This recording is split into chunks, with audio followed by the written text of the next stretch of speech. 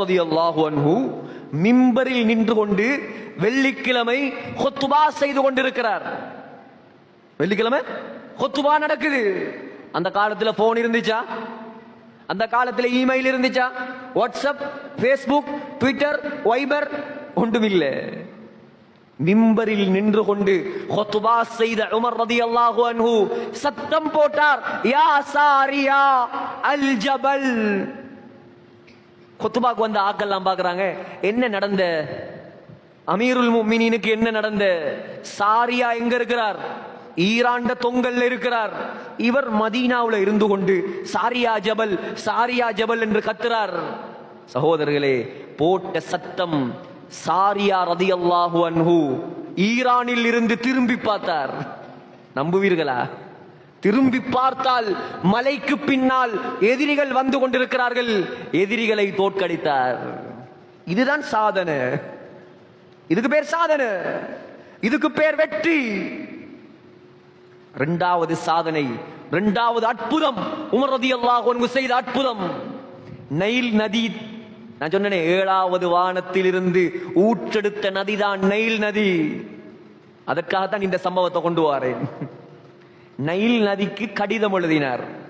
என்னடா, அந்த காலத்துல அம்ர் இப்னு ஆஸ் ரலியல்லாஹு அன்ஹு எகிப்து நாட்டுடைய கவர்னராக இருக்கும் பொழுது எகிப்து நாட்டு மக்கள்கிட்ட ஒரு வளமை இருந்தது.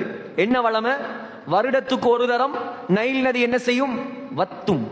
வத்தினால் அவர்களுடைய மூட நம்பிக்கை, ஒரு குமரி பெண்ணை, ஒரு கன்னியை நன்றாக அலங்கரித்து நைல் நதியில் தள்ளி விடுவார்கள். நைல் நதிக்கு பலி கொடுப்பார்கள்.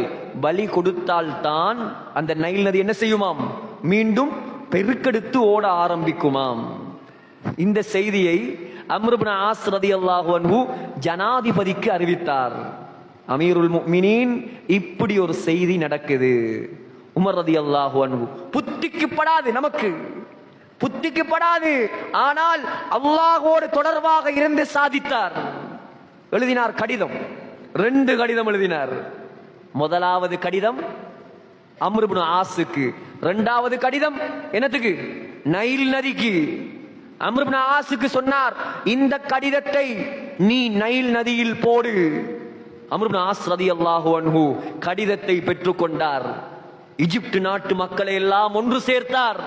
நைல் நதியிடம் கொண்டு வந்தார். ஜனாதிபதி, மன்னாதி மன்னர் உமர் இப்னு கத்தாப் அவருடைய கடிதம் வாசிக்கப்படுகிறது. கடிதத்தில் எழுதியிருந்தது, இன் குன்த தஜ்ரி மின் கிபலி நஃப்ஸிக் ஃபலா தஜ்ரி. ஏ நைல் நதி, நீ உண்ட இஷ்ட பிரகாரம் ஓடுவதாக இருந்தால் நீ ஓடக்கூடாது. அல்லாஹ் உன்னை ஓட்டுவதாக இருந்தால், அல்லாஹ் உன்னை ஓட்டுவதாக இருந்தால் நான் அல்லாஹ்விடம் கேட்கிறேன், உன்னை ஓடச் செய்யுமாறு. எல்லாருக்கும் முன்னால் அந்த கடிதத்தை வாசித்துவிட்டு அம்ர் இப்னு ஆஸ் ரலியல்லாஹு அன்ஹு கடிதத்தை தூக்கி நைல் நதியில் போட்டார். மக்கள் எல்லாம் பார்த்து கொண்டிருக்கும் நேரத்தில் 16 அடி உயரத்துக்கு தண்ணீர் உயர ஆரம்பித்தது. அன்று ஓட ஆரம்பித்த நதி இன்று வரைக்கும் வத்தவில்லை. சகோதரர்களே, இதுக்கு பேர் சாதனை, இதுக்கு பேர் வெற்றி. உலகத்தில் சொத்துகள், செல்வங்கள் காலடியில் கொட்டப்பட்டது. கிஸ்ரா மன்னன், கிஸ்ரான்னு சொன்னா இப்ப உலகத்துடைய சூப்பர் பவர் யார்? உலகத்துல இப்ப அமெரிக்காவும் ரஷ்யாவும். நாங்க தான் யாரு? வல்லரசு, பெரிய ஜாம்பவான்கள். கொரோனா வந்த நேரம் விளங்கிச்சா அவங்களோட வல்லரசு எல்லாம்? அல்லாஹ் ஒரு கிருமியை வைத்து ஆட்டி படைத்தான். அதே போல உமர் ரலியல்லாஹு அன்ஹுடைய காலத்தில் வல்லரசாக இருந்தது ஈரானும் இத்தாலியும். அப்ப ஈரானுக்கு பெயர் பாரசீகம், இத்தாலிக்கு பெயர் ரோம்.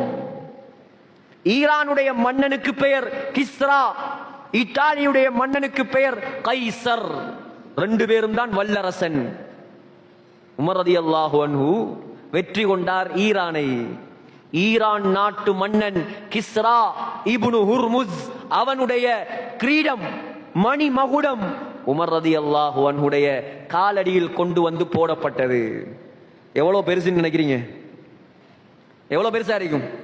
1 கிலோ, 2 கிலோ தங்கம், 192 கிலோ தங்கம். நினைப்பீங்க பள்ளி வாசல்ல இருந்து பொய்யெல்லாம் சொல்றார்.